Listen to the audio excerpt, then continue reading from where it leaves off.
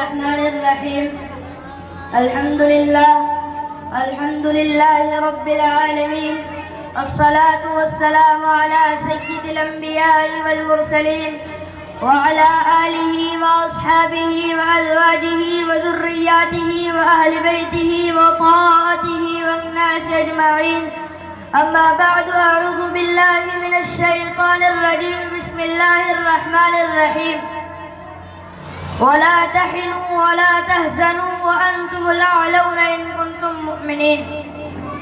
صدق الله العلي العظيم وصدق رسوله النبي الكريم الأمين المتين، وعلى ذلك لمن الشاهدين والشاكرين، والحمد لله رب العالمین.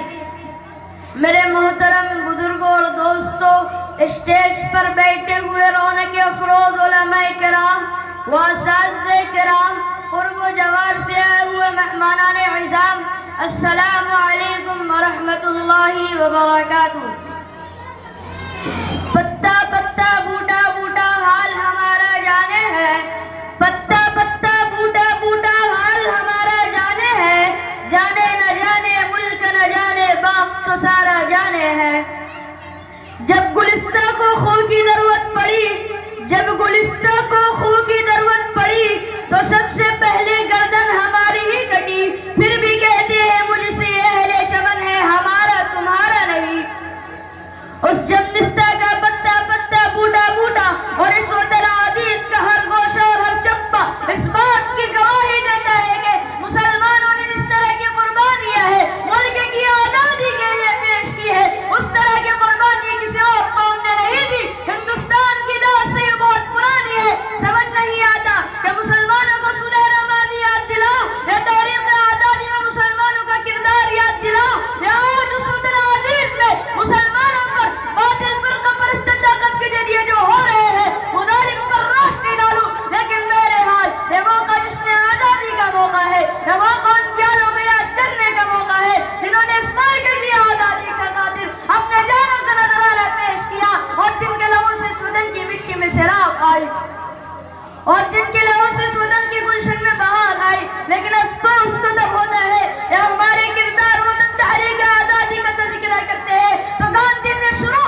اور مہاتما گاندھی پر ختم کر دیا جاتا ہے، کیونکہ 1938 سے شروع کرتے ہیں اور 1947 پر ختم کر دیتے ہیں. اور اس سے زیادہ افسوسناک بات یہ ہے کہ مسلمانوں نے خود اپنے ماضی کو بھلا دیا، مسلمانوں نے خود اپنی تاریخ کو فراموش کر دیا. مسلمان خود ہی نہیں جانتے کہ ہمارا تحریک آزادی میں کیا کردار رہا.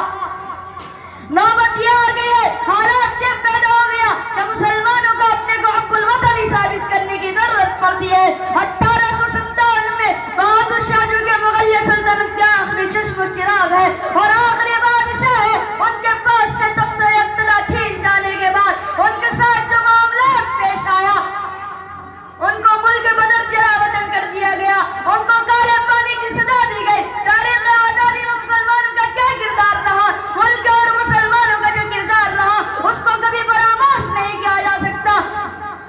تحریک آزادی میں سب سے پہلے اٹھنے والی آواز نواب سراج الدولہ کے تھی، اس کو اپنائی کے غداری کی وجہ سے شکست کھانے پڑی. میرے دوستو، ہندوستان پر انگریزوں کا تقریباً 200 سالوں تک غاصبانہ تسلط رہا، اور تاریخ گواہ ہے کہ جب تک ہندوستانیوں کے بیچ دوریاں بنی رہی، جب تک قوم و نسل، جب تک انگریزوں پر مکمل کامیابی نہیں ملی.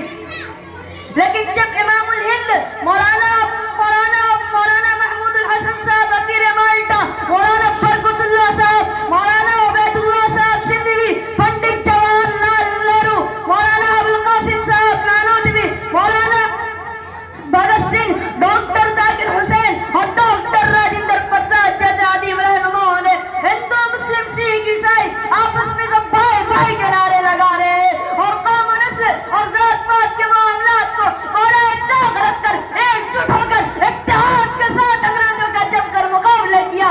جب جا کر یہ ہمارا ہندوستان 15 اگست 1947 کو انگریز ہوا.